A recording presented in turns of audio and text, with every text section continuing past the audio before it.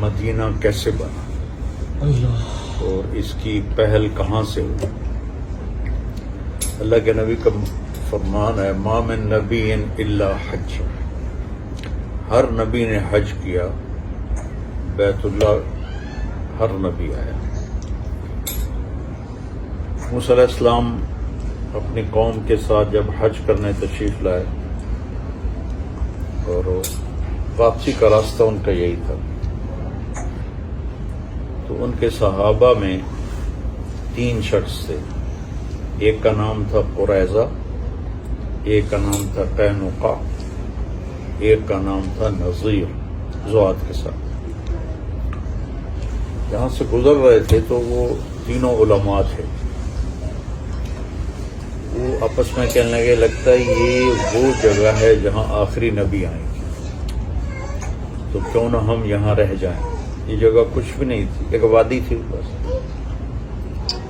تو ہماری نسلیں یہاں رہیں گی، جب آخری نبی آئیں گے تو ان پر ایمان لے آئیں گے. تو انہوں نے موسیٰ علیہ السلام سے اجازت چاہی کہ ہم یہاں رہ جائیں. تو انہوں نے اجازت دے دی کہ ٹھیک ہے رہ جاؤ. جب یہ والسماء ذات البروج میں جو واقعہ ہے کہ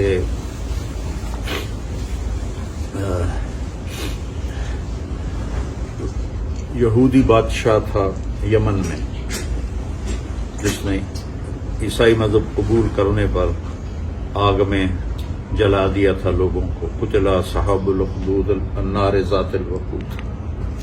تو کچھ قبائل یہود وہاں سے خیبر گئے، بنو قریظہ یہاں آباد ہو گئے. جب قوم سبا پہ عذاب آیا تو اس کے 13 نبی ان کے پاس آئے ان کو سمجھانے کے لیے، وہ نہیں مانے. تو وہ ڈیم میں نے دیکھا تھا یمن میں، جب میں گیا تھا 8 گھنٹے کا سفر کر کے میں وہاں پہنچا تھا، اور راستے میں قبائلی لڑائیاں، جگہ جگہ وہ کلاشن کوفیں، بڑا خوفناک ماحول تھا. لیکن میں نے کہا دیکھنا ضرور ہے. وہ جا کے ڈیم دیکھا، جو نہریں نکالی تھیں وہ دیکھی. تو وہاں سے یمنی قبیلے 2 وہ نکل پڑے کہ لگتا ہے کچھ ہونے والا ہے. ایک کا نام اوس تھا اور دوسرے قبیلے کے سردار کا نام خزرج تھا، دونوں بھائی تھے. تو وہ چلتے چلاتے وہ یہاں مدینے میں آ کے آباد ہو گئے. جب یمن کا ایک بادشاہ تھا تبا، اس نے مدینے پہ آگے شام پر حملہ کرنا تھا. مدینے پہ جب وہ اٹیک کرنے لگا تو یہود کے علماء نے اس سے کہا یہاں آخری نبی آنے والا ہے، یہاں یہ کام نہ کرو، تمہیں نقصان ہو سکتا ہے. تو اس نے پھر نا اپنی فیملی میں سے، اپنے شاہی خاندان سے ایک خاندان کو یہاں مدینے میں آباد کر دیا اور ایک تحریری خط بھی لکھ دیا. وہ اشعار مجھے یاد تھے لیکن اب بھول گئے کہ میں اس آخری نبی پہ ایمان لایا. تو وہ جس فیملی کو یہاں چھوڑ کر گئے تھے اس کے مہمان بنے میرے نبی ابو ایوب انصاری، طبا کی چھوڑے ہوئے خاندان میں سے تھے. اس وقت کی دعا کو اللہ نے یہ آنر دیا کہ ابو ایوب کے مہمان بنے ہمارے نبی. تو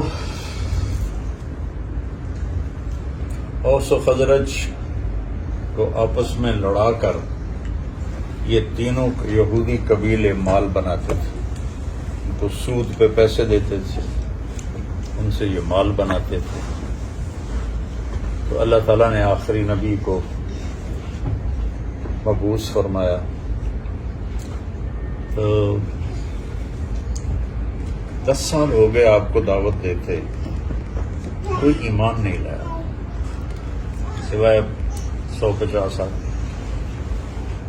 تو نبوت کے 10ویں سال آپ مینا میں حج کے دنوں میں مینا میں گشت کرتے تھے، جیسے ہم تبلیغی دوست گشت کرتے ہیں۔ کوئی میری بات سن کے مان لیا، تو ایک جگہ سے گزرے تو کچھ لوگ نوجوان وہاں بیٹھے ہوئے آگ روشن کر کے روشنی کے لیے بیٹھے ہوئے۔ آپ نے دیکھا سارے نوجوان ہیں، تو آپ ان کے پاس گئے، میری بات سنو گے؟ وہ کہنے لگے تم کون ہو؟ کہا میں اللہ کا نبی ہوں۔ تو وہ ایک دوسرے کو دیکھنے لگے، وہ کہنے لگے یار وہ یہودی باتیں کرتے ہیں کہ ایک نبی آنے والا ہے، کہیں یہ وہ نہ ہو؟ تو آؤ اس کی سنیں۔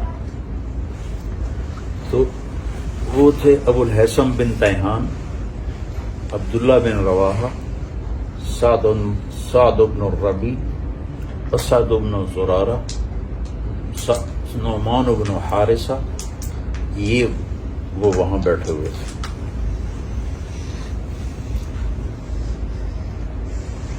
آپ نے ان کو دعوت دینی شروع کی، قرآن آپ کیا تھے؟ قرآن سناتے، اور عبادہ بن صامت 6 تھے۔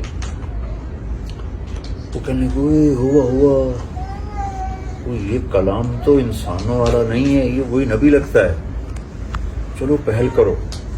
تم 6 نے کلمہ پڑھ لیا، آپ اتنے خوش ہوئے، تو کہنے لگے اگلے سال ہم آئیں گے۔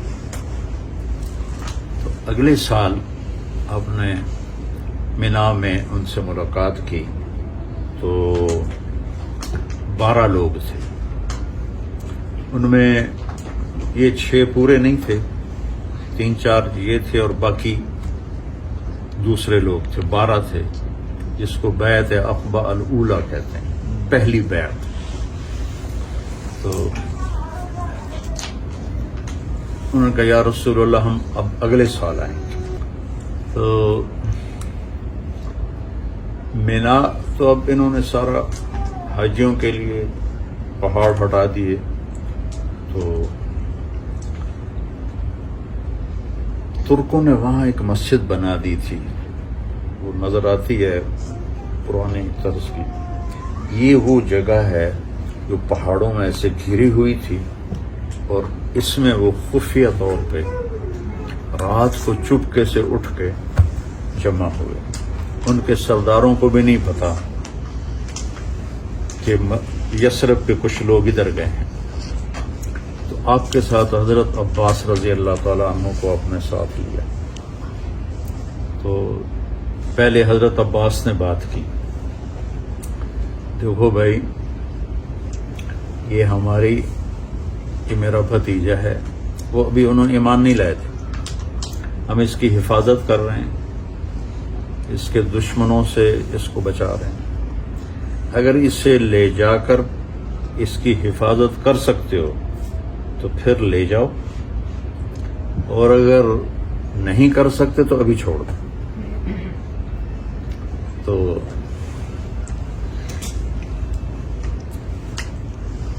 اسد بن زرارہ رضی اللہ تعالیٰ عنہ کہنے کے یا رسول اللہ، وہ جو پہلی بیعت میں شریک، اجازت ہے میں جواب دوں؟ اور آپ کے چچا کی اس میں کوئی توہین بھی نہیں ہوگی؟ ہم نے کہا کہو۔ تو وہ کہنے لگے عباس چوڑیاں ہم نے بھی کوئی نہیں پہنی ہوئی، نحن ابناء الحرب کابرا عن کابر، ہم نسل در نسل جنگجو لوگ ہیں۔ وہ آپس میں جو لڑ رہے تھے 300 سال سے، ہم نسل در نسل جنگجو لوگ ہیں، اور ہم کبھی پیٹھ پھیرنے والے نہیں ہیں۔ اور تم جانتے ہو کہ جسے قوم ٹھکرا دے اسے ہم قبول کر کے اپنا سردار بنائیں، یہ عرب کی ثقافت میں کتنی مشکل چیز ہے۔ تو اگر ہم نے اتنا بڑا فیصلہ کر لیا ہے تو آگے بھی ہم حفاظت کر کے دکھائیں گے۔ تو کہنے لگے یا رسول اللہ کیا شرائط ہیں آپ نے فرمایا تطیعون فی المنشط والمکرہ، ہر حال میں میری اطاعت کرو گے، جی چاہے یا نہ چاہے، خوشی کے ساتھ یا ناگواری کے ساتھ میری مانو گے، تنفقون علی فی العسر والیسر، تنگی میں اور خوشحالی میں میرے اوپر خرچ کرو گے، تمنعوننی کما تمنعون ابناءکم و اولادکم، میری حفاظت کرو گے جیسے اپنی اولاد کی حفاظت کرتے ہو، تأمرون بالمعروف وتنہون عن المنکر وتجاہدون فی سبیل اللہ، امر بالمعروف کرو گے، نیکی پھیلاؤ گے، برائی مٹاؤ گے، جہاد کرو گے، ولا تخافون فی اللہ لومۃ لائم، اور اللہ کے معاملے میں کسی کی لان تان کی پرواہ نہیں کرو گے، 5 شرط۔ تو انہوں نے کہا یہ ہم تیار ہیں۔ اسد بن زرارہ نے کہا یا رسول اللہ ہاتھ بڑھائیں، آیت ایسے ہوتی تھی۔ تو ایک صحابی ہیں ان میں سے، مدینے والوں میں سے، ان کا نام بھی عباس ہے، لیکن عباس بن مرداس، یہ عباس بن عبد المطلب تھے تو عباس بن مرداس۔ اٹھا پہلے سوچ لو کہ اگر ہاتھوں میں ہاتھ دے رہے ہو اس بندے کے تو تم پر پورا عرب حملہ کرے گا، اور تمہاری عورتیں بیوہ ہوں گی، تمہارے بچے یتیم ہوں گے، تمہارے مال لوٹے جائیں گے اور تمہارے پر قبضے کیے جائیں گے۔ اگر برداشت کر سکتے ہو بسم اللہ کرو، اگر نہیں کر سکتے ہو یہ سب ہونے والا ہے تو پھر ابھی چھوڑ دو۔ تو ابو الحسن بن تیہان نے پوچھا یا رسول اللہ، یہ جیسے عباس کہہ رہا ہے ہمارا بھائی، یہ سب کچھ ہمارے ساتھ اگر ہو جائے تو ہمیں ملے گا کیا؟ تو آپ نے فرمایا تمہیں جنت ملے گی۔ پھر تو کوئی سوچنے کی بات ہی نہیں۔ تو اسد بن زرارہ ابو الحسن بن تیہان دونوں میں ہوئی دوڑ کہ کون پہلے ہاتھ دیتا ہے۔ تو زیادہ یہ کہتے ہیں کہ ابو الحسن بن تیہان کا ہاتھ پہلے پڑ گیا، اسد بن زرارہ تھوڑا سا پیچھے رہ گئے، تو انہوں نے بیعت کی، پھر سب نے بیعت کی۔ حضرت منی اور ہمارا بھی آگے بڑھے گا، نہیں میں عورتوں کو ایسے ہاتھ میں ہاتھ نہیں دیتا، تمہاری ویسے ہی بیعت ہوگی۔ تو عبداللہ بن رواحہ کہنے کہ یا رسول اللہ کر دیں حملہ مکے پر ہم؟ آپ نے کہا نہیں، ابھی مجھے اس کا حکم نہیں ہوا، ابھی تم خاموشی سے چلے جاؤ۔ وہ گئے تو شیطان نے پہاڑ کے اوپر کھڑے ہو کر ایک زوردار آواز لگائی، مکے والوں تمہارے خلاف یثرب والوں نے سازش کر دی۔ یہ آواز قریش نے سنی اپنے کانوں کے ساتھ۔ تو جب صبح ہوئی تو انہوں نے مدینے کے سردار بلا لیے، اب کیا سازش کرو؟ ان کو پتہ ہی نہیں تھا کہ سارا کام تو نوجوانوں نے کیا۔ تو وہ کہنے کی کون سی سازش؟ آواز آئی، ہم نے سنی کہ ہمارے خلاف تم لوگ سازش کر رہے، ایسی تمہارے کان بج گئے ہوں گے، کچھ بھی نہیں، ہم تو کوئی بھی ایسا مسئلہ نہیں۔ تو چلتے وقت صحابہ مدینے والوں نے کہا یا رسول اللہ پھر اب آئے نا ہمارے پاس۔ آپ نے کہا جب اللہ کا حکم آئے گا تو میں آ جاؤں گا۔ تو اس حج کے بعد آپ نے ہجرت کی اجازت دی، تو صحابہ نکلنے لگے، 1 2 تو چھپ کے تو کھل کے۔ حضرت عمر رضی اللہ تعالیٰ عنہ نے جب ہجرت کا ارادہ کیا تو زرہ پہنی اور ہتھیار سجائے اور بیت اللہ کا طواف کیا، اور کہنے لگے جو یہ چاہے کہ اس کے بچے یتیم ہو جائیں اور بیوی اس کی بیوہ ہو جائے تو آ جائے، میں جا رہا ہوں۔ کسی کو جرت نہیں ہوئی اٹھنے، سورے سے دم بخود۔ تو ابو بکر صدیق نے اجازت مانگی تو کہا نہیں۔ تو انہوں نے کہا کیا میں آپ کے ساتھ ہوں؟ آپ نے کہا ہاں۔ تو وہ رونے لگے۔ تو 27 सफ़र नबूवत का 13वां साल, 27 सफ़र नबूवत का 13वां साल आप हज़रत अबू बकर के पास आए कि, और ये जुमरात का दिन था कि आज मुझे हिजरत की इजाज़त मिल गई है। तो वो कहने लगे या रसूलुल्लाह, मैंने एक ऊँटनी पाल के रखी है, इस दिन के लिए वो मैं आपको गिफ्ट करूंगा, जिस जो मशहूर ऊँटनी का सुआ। तो आपने कहा नहीं, मैं गिफ्ट नहीं लूंगा, मैं पैसे अदा करूंगा, ये अल्लाह का रास्ता है। तो इधर कुरैश का आपस में मशवरा हो रहा था, भाई हम इस तंग हो गए शख्स से, तो उसका किस्सा निपटाएं, क्या करें। कोई कहे इसको कैद कर दो, तो शैतान भी बीच में बैठा हुआ था, इंसानी शक्ल में, इब्लीस। तो कोई कहे इसे कैद कर दो, तो बनो हाशिम खड़े हो जाएंगे। कोई कहे इसे मक्के से निकाल दो, का या दूसरी जगह डेरा लगा के अपना काम शुरू कर दो। तो किसी तजवीज़ पे इत्तेफाक नहीं हो रहा था। तो शैतान ने कहा एक तजवीज़ मेरी भी है। तो क्या कहा, हर कबीले से एक आदमी लो और इसके घर का घेरा डाल दो, तो जब सुबह निकले तो सारे मिल के कत्ल कर दो, तो फिर किसी एक पर इल्ज़ाम नहीं आएगा, तो बनु हाशिम सबसे तो नहीं लड़ सकते। हाँ यार, तूने सही बात की। मैं हज़रत अली को अपने बिस्तर पर सुलाया। सितंबर का महीना था, गर्मी थी, तो बाहर आप सहन में चारपाई थी, तो उन्होंने अपने ऊपर चादर ले ली और आप बाहर निकले और मुट्ठी रेत की ली और वजालना मिन बैन ऐदीहिम सद्दन व मिन खल्फिहिम सद्दन फअग़शयनाहुम फहुम ला युबसरून। हमने उनके आगे भी दीवार खड़ी कर दी, पीछे भी दीवार खड़ी कर दी, वो अंधे हो गए और ऐसे फेंकी, वो सबकी आंखों में पड़ी और थोड़ी देर के लिए सबको नजर आना बंद हो गया, आप आराम से निकल गए। तो शैतान ने शोर मचा, ओ निकल गया निकल गया।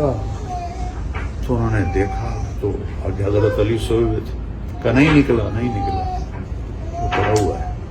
एक ने उठा के पत्थर मारा, हजरत ने हाई की, दूसरा पत्थर मारा, उनके आए, तीसरा, 3-4 पत्थर पड़े तो उनकी आवाज निकली। खैर वो मुतमईन हो गए, ऐसा नहीं है। आप अबू बकर सिद्दीक रज़ियल्लाहु अन्हु के घर गए, तो वहां से ये 27 की रात है और शब जुमा है, जुमा की रात। आप चले गार सौर, ये गार सौर, अबू बकर ने कहा या रसूलुल्लाह, आज के दिन के लिए मैंने एक जगह तलाश की हुई है, तो हम वहां चलते हैं, जब हमारी तलाश रुक जाएगी फिर हम निकल जाएंगे। तो इधर मदीना, इधर गार सौर, ऐसे वो बहुत ऊंचा पहाड़ है। तो हमारे नबी पंजों पे चल रहे थे, ऐसे पाँव नहीं रख रहे थे कि उस जमाने में खोजी होते थे जो पाँव का निशान पहचान के और आखिर तक पहुंचाते थे। हमारे दादा के भाई का ऊंट गुम हुआ था जब कच्ची सड़कें थीं, तो वो उसके पीछे चलते चलते चलते, गांव का पता है ना, डेरा गाजी खान पहुंचे, डेरा गाजी खान से चोटी पहुंचे, उस डेरे पर पहुंचे जहां ऊंट बंधा हुआ था, 300 किलोमीटर। कुछ सड़कें कच्ची थी, तो वो इतने माहिर होते थे खोजी। और अबू बकर कभी आगे चलें कभी पीछे चलें, कभी आगे चलें कभी पीछे चलें। हमने कहा क्या कर रहे हो, कभी आगे आ जाते हो कोई पीछे आ जाते हो। कहा जी जब ख्याल आता है कोई आगे छुपा हुआ ना हो तो मैं आगे हो जाता हूँ, जब ख्याल आता है कोई पीछे से हमला ना कर दे तो मैं पीछे हो जाता हूँ। तो आपने उनको दुआ दी। तो जब आप पहाड़ पे चढ़ने लगे तो कुछ 3 किलोमीटर का सफर था, तो पंजों पर चलते चलते प्रेशर आकर कंकरियां चुभ चुभ के अंगुलियां जख्मी हो गईं, तो वो जम नहीं रही थी चढ़ाई पर। अबू बकर सिद्दीक ने आपको अपनी कमर पे उठाया और पूरे पहाड़ तय करके ऊपर पहुंचे। तो मक्के में जाके देखना आप लोग को, तो आपको बाहर बिठा दिया और खुद अंदर घुस गए। اندھیرا تھا، چاند کی روشنی تو تھی نہیں، 27 کی رات تھی، تو ٹٹول کے سارے سوراخ بند کیے. پھر سوراخ باقی تھے تو اپنی پگڑی اتار کے پھاڑ کے بند کیا. پھر بھی سوراخ باقی رہ گیا تو اپنا کرتا اتارا اور پھاڑ کے سوراخ بند کیے. ایک باقی رہ گیا، وہ جس میں سانپ تھا، اس پہ اپنی ایڑی رکھ. کہا یا رسول اللہ آ جائے گی. اندھیرے میں آپ کو نہیں پتا چلا کہ ابو بکر نے کیا کیا. جب تھوڑی صبح ہوئی، روشنی ہوئی تو دیکھا ابو بکر کے نام پگڑی نہ کرتا. کہا ابو بکر یہ کیا؟ کہا یا رسول اللہ یہ سارے سوراخ تھے، مجھے ڈر لگا کوئی چیز اس میں نقصان دینے والی نہ ہو، اس لیے میں نے کرتا پھاڑ کے پگڑی پھاڑ کے یہ سارا بند کیا ہے. تو ایک دم ہمارے نبی کے آنسو نکل آئے، رونے لگے. کہ یا اللہ میں ابو بکر سے راضی ہوں، تو بھی اس سے راضی ہو جا اور اسے جنت میں میرا ساتھی بنا جا. تو ایک دم جبریل آئے اور کہنے لگے یا رسول اللہ، اللہ تعالیٰ خوشخبری دے رہے ہیں کہ ہم ابو بکر سے راضی ہو گئے اور جنت میں آپ کا ساتھی بنا دیا. تو آپ کے بیٹے تھے عبداللہ بن ابو بکر، وہ تھوڑی رات گزر جانے کے بعد غار ثور پر چڑھتے اور سارے دن کے حالات بتاتے اور صبح صادق سے پہلے نیچے اتر کے چلے جاتے مکے. تو پیچھے آپ کے غلام تھے، وہ وہاں بکریاں چھوڑ دیتے تاکہ قدموں کے نشان کو کوئی پہچان نہ لے. اور جب رات کا اندھیرا ہو جاتا تھا تو وہ دودھ بکریوں کا نکال کے تو وہ آپ کا غلام وہ اوپر جا کے ان کو دودھ دے کر آتا تھا. 27 کی رات، 28 کی رات، 29 کی رات. اگلے دن شروع ہو گئی، یعنی 28 کے دن، 27 کے دن گزر گیا. اچھا صبح ہوئی تو حضرت علی اٹھ بیٹھے اور وہ غصے میں آ کے انہوں نے ان کی پٹائی شروع کر دی. محمد کدھر ہے؟ مجھے کیا پتا، میں تو اندر ہوں. کہنے لگے ہمیں شک رات کو ہی پڑ گیا تھا کہ یہ محمد نہیں ہے، کیونکہ ہم اسے جتنے بھی پتھر مارتے تھے وہ ہائے نہیں کرتا تھا اور یہ ہر پتھر پہ ہائے کر رہا تھا، تو ہمیں شک پڑ گیا تھا کہ یہ محمد نہیں کوئی اور ہے. تو پھر انہیں ایک دم چاروں طرف پھیل گیا اور وہ کھوجیے تھے، وہ آپ کے پنجوں کو پہچانتا اور ثور کے اوپر لے کر آیا. آگے اللہ کے حکم سے ایک مکڑی نے، اللہ نے ایک بیل نکالی ایسے، اس کی شاخیں بن گئی، اس میں مکڑیوں نے جالے